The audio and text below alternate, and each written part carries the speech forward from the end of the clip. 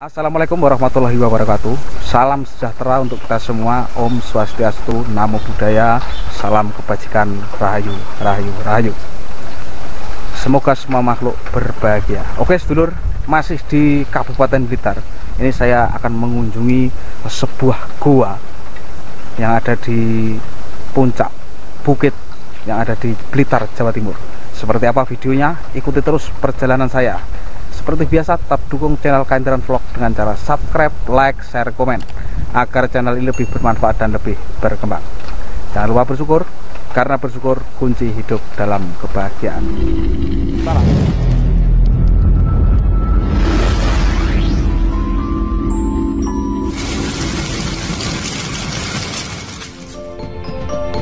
Lagi lempok. Lanjut perjalanan. Tuh lokasinya tinggi banget.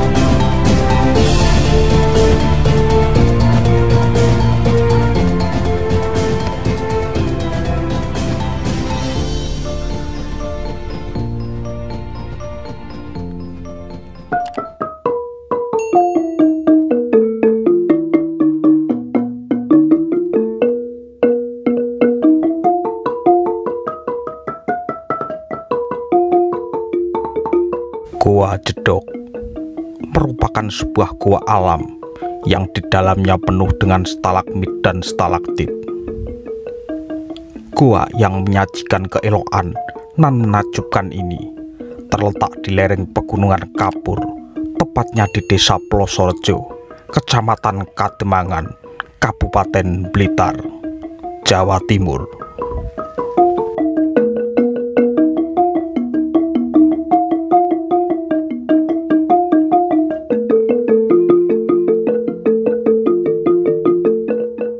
Gua yang berbentuk menyerupai sumur berukuran besar ini cukup menawarkan pemandangan yang mempesona.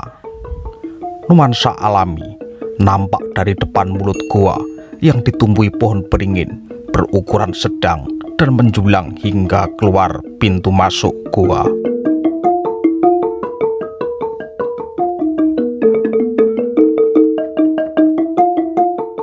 Meski menawarkan pemandangan yang cukup mempesona, destinasi wisata alam di Blitar Selatan ini tidak terlalu ramai dikunjungi wisatawan. Goa ini sering dikunjungi oleh masyarakat sekitar sebagai tempat untuk bersantai dan menikmati suasana alam. Bagi banyak orang, Goa Jedok mungkin sudah erat sebagai tempat wisata alam dan mencari kesejukan. Namun siapa sangka tempat ini juga menyimpan cerita dan sejarah pertapaan Syekh Belabelu, salah satu terah keturunan Prabu Brawijaya kelima dari Kerajaan Majapahit. Syekh Belabelu mempunyai nama kecil Raden Djoko Bandem. Pada awalnya, Syekh Belabelu atau Raden Djoko Bandem bukan pemeluk agama Islam. Semasa hidupnya, beliau banyak menghabiskan waktu untuk berkelana menyusuri wilayah selatan Jawa dari timur ke barat hingga perbukitan Parangtritis.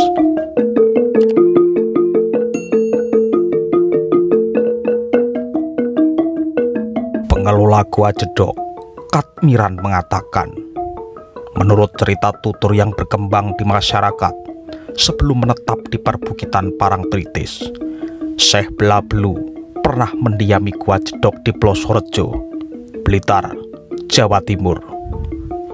Konon beliau menetap di Gua Jedok bukan tanpa alasan, sebab tak jauh dari situ terdapat makam leluhurnya, yakni Raden Wijaya, yang didharmakan di Candi Simping di Desa Sumberjati.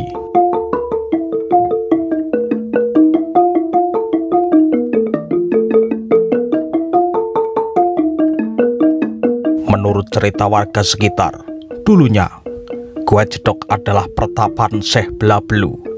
Beliau adalah salah satu keturunan bangsawan Majapahit yang konon ditugaskan untuk menjaga pedharmaan leluhurnya, yakni Raden Wijaya, yang didharmakan di Candi Simping, Sumberjati, Kademangan, Blitar.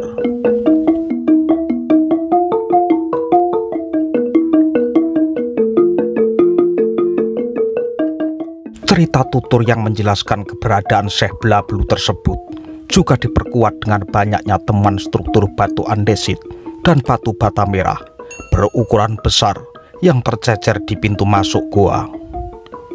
Jika dilihat dari ukurannya, struktur batu bata merah tersebut mirip dengan ukuran batu bata yang dibuat pada masa Kerajaan Majapahit.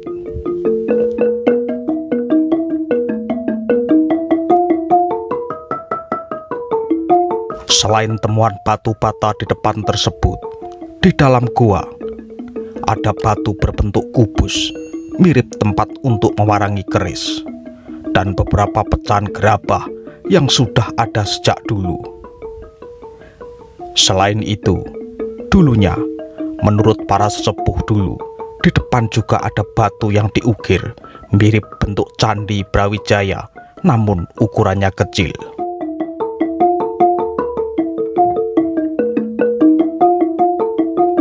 Sekelumit kisah yang mengiringi keberadaan wisata alam ini disinyalir bahwa Syekh Blabelu pernah menetap di Gua Jedok setelah Majapahit mengalami keruntuhan akibat serangan Patih Udoro atas perintah Raja Giriwardhani yang berkuasa di Kediri. Sedangkan Raja Brawijaya V dan sejumlah pengikutnya menyingkir ke selatan dan pernah menetap di gua tersebut. Selanjutnya Syekh Blabelu berjalan ke barat hingga sampai dan menetap di wilayah perbukitan Parangtritis. Menurut sejarah, Syekh Blabelu tidak sendirian. Beliau ditemani oleh saudaranya yang bernama Syekh Damyaking. Mereka berdua masuk Islam mengikuti jejak gurunya, yaitu Panembahan Silohening, yang telah masuk Islam terlebih dahulu setelah beliau kalah dalam berdebat dan beradu mulut dengan Syekh Maulana Maghribi di Parangtritis.